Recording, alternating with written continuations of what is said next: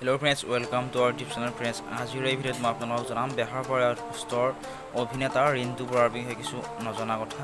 তেওঁৰ real name হ'ল ৰিণ্টু বৰা আৰু তেওঁৰ নিক নেম হ'ল ৰাকেশ।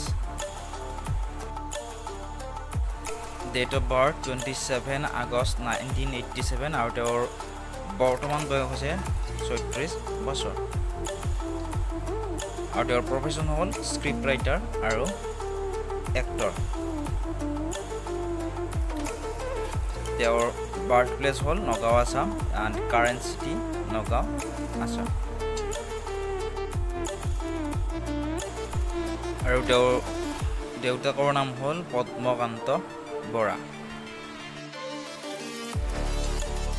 আৰু তেওঁ পঢ়া স্কুলখনৰ নাম হ'ল কৰিয়নী হায়াৰ ছেকেণ্ডাৰী স্কুল আৰু কলেজখনৰ নাম হ'ল নগাঁও কলেজ।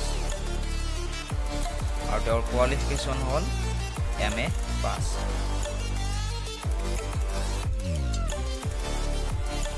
তেওঁ অভিনয় কৰা প্ৰথমখন চিৰিয়েল হ'ল বাহ অমৰাৱতী বাহ আৰু তাৰপিছত তেওঁ বেহাৰবাৰী আউটপোষ্টত অভিনয় কৰিছিল।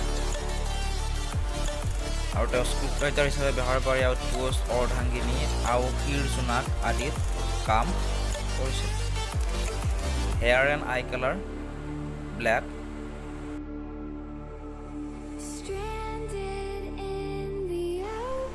Religion Hinduism and nationality Indian